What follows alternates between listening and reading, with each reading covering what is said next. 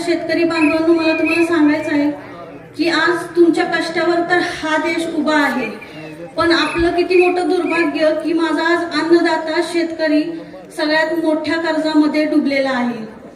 आणि तुमच्या समस्या सोडवण्यासाठी मी प्राधान्यानं काम करेन. 100% मी तुमची समस्या सोडवण्यासाठी तुमच्या आवाजाला उभी राहीन, हा माझा तुम्हाला शब्द आहे. ग्रामीण भागामध्ये शाळा, अंगणवाड्या, वीज, रस्ते, पाणी ह्या मूलभूत गरजा जोपर्यंत विकसित होत नाहीत तोपर्यंत आपल्या भागाचा विकास होणे शक्य नाही. त्यामुळे त्या मूलभूत गरजा सक्षम करण्याचा मी सदैव प्रयत्न करेन. मी तुमच्या प्रत्येक मतदाराचा आवाज बनून काम करेन. पंचायत समिती पद हे फक्त पद नाहीये, तर जनतेच्या समस्या सोडवण्याची जबाबदारी आहे आणि ही जबाबदारी मी प्रामाणिकपणे पार पाडेन. मी तुमच्या विश्वासाला तडा जाऊन देणार नाही आणि म्हणूनच मला तुमच्या भरघोस पाठिंब्याची गरज आहे आणि तुम्ही मला हा पाठिंबा द्यावा अशी मी विनंती करते. चला तर मग नवीन विचार आणि उज्ज्वल भविष्यासाठी राष्ट्रवादी काँग्रेस पक्ष आणि स्वाभिमानी शेतकरी संघटना यांच्या विचारधारेसोबत आपण सर्वजण एकत्र येऊन उभे राहूया. आणि शेवटी परत दादांना स्मरून दादांचं एक ब्रीद वाक्य आहे, आम्ही कामाची माणसं आहोत आणि आम्ही कामाचीच माणसं आहोत. विशालजी कांबळे यांना विनंती करतो की त्यांनी आपलं थोडक्यात मनोगत या ठिकाणी व्यक्त करावं. विशालजी कांबळे, जोरदार टाळ्या वाजवून स्वागत करूया. सर्व महापुरुषांना वंदन करून माझं थोडस मनोगत व्यक्त करतो.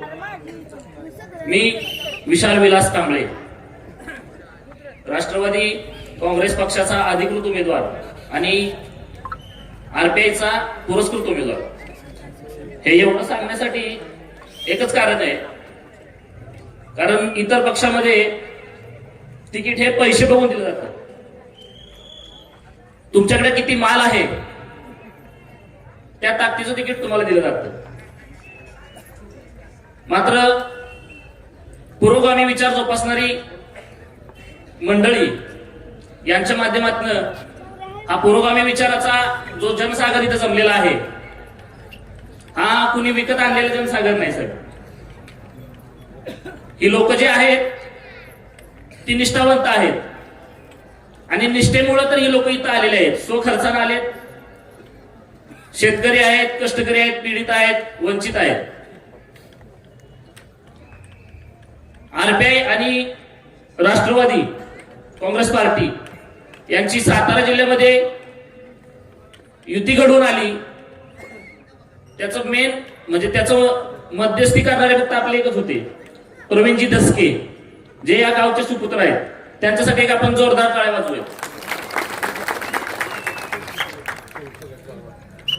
मला आपशिंगे गणातून जेव्हा उमेदवारी दिली तेव्हा बऱ्याच भुया उंचावल्या होत्या, कारण मी चळवळीत काम करणारा कार्यकर्ता आहे. आमचे जिल्हाध्यक्ष मान्य संजय गाडे साहेबांच्या तालमीत तयार झालेला कार्यकर्ता आहे मी. त्याच्यामुळं भीती, दादागिरी या गोष्टी कुठल्या मला पण काही वाटत नाही त्या गोष्टीचं. या सगळ्यांच्या माध्यमातून मला उमेदवारी भेटली. मी एक सुशिक्षित युवक आहे, अभ्यासू आहे आणि साहेबांनी जो माझ्यावरती विश्वास दिला आहे तो नक्कीच मी सार्थ करेल. आणि जेव्हा पुरोगामी विचार एकत्र येतात तेव्हा नक्कीच क्रांती घडते आणि ही क्रांती आपल्याला 9 तारखेला नक्कीच दिसेल. एवढंच या ठिकाणी बोलतो आणि थांबतो. संसदेच्या टप्प्यावरती ज्यांचा आवाज घुमत राहतो, असा साधेपणा ही ज्यांची ओळख आहे, असे माननीय श्री खासदार निलेशजी लंके साहेब येत आहेत. एकदा जोरदार टाळ्या वाजवूया. बोलत आहेत निलेशजी लंके साहेब.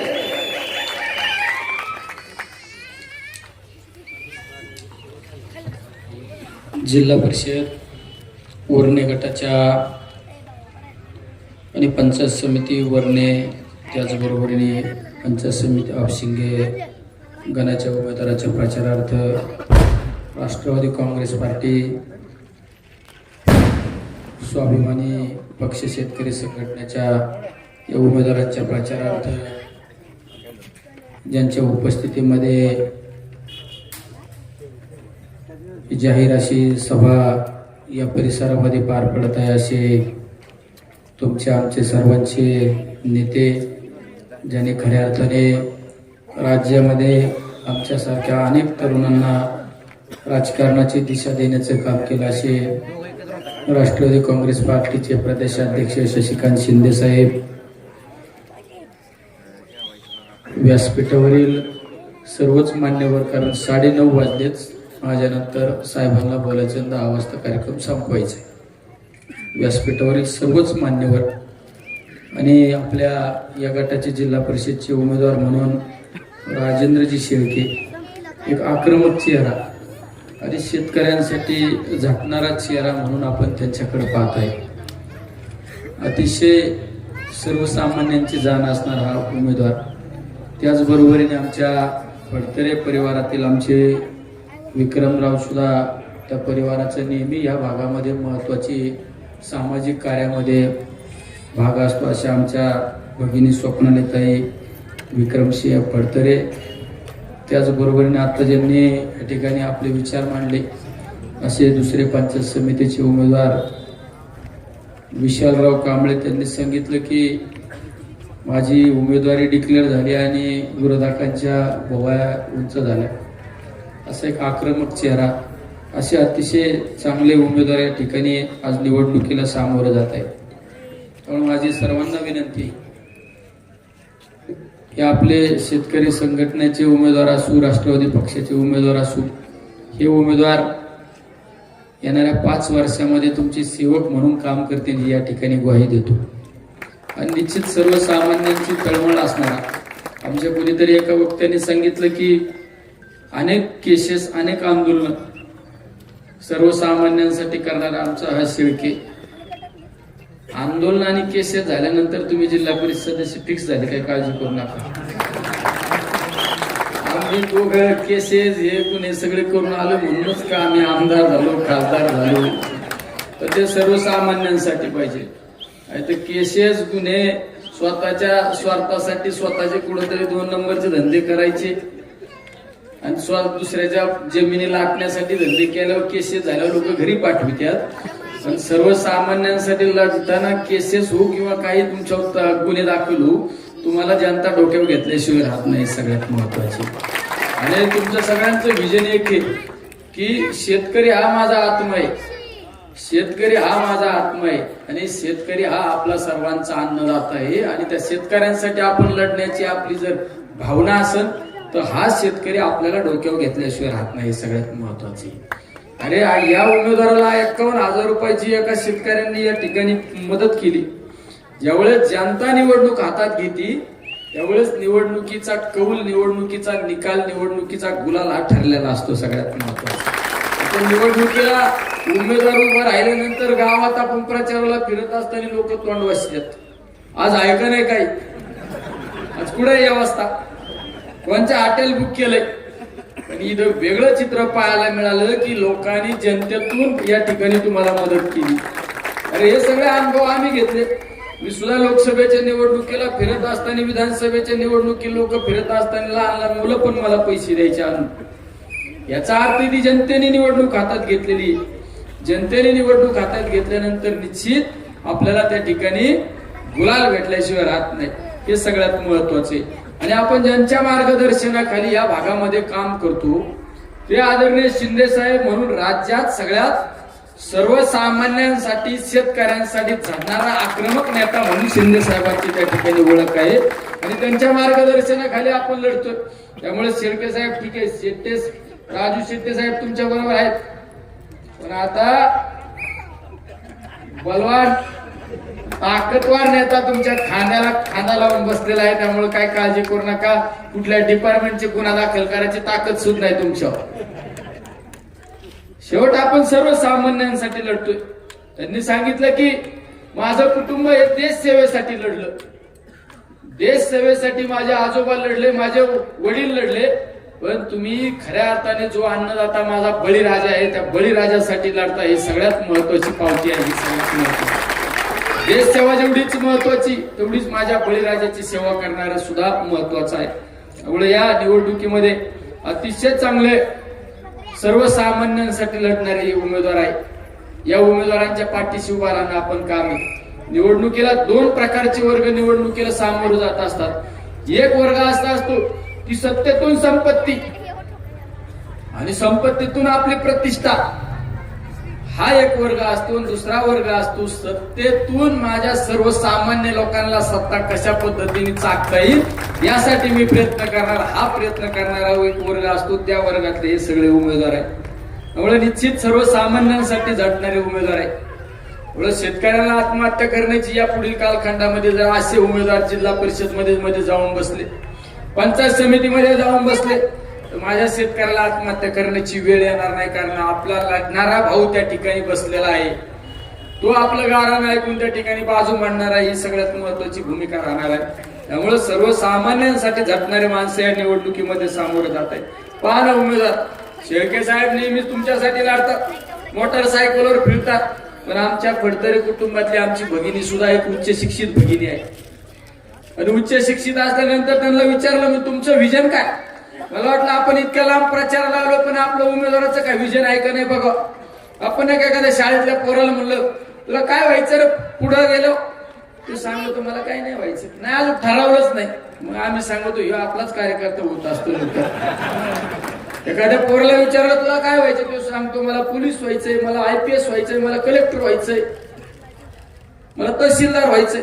आपण समजायचो याच्याकडे विजन आहे, याचा अर्थ तू काहीतरी केल्याशिवाय राहणार नाही. Target vision.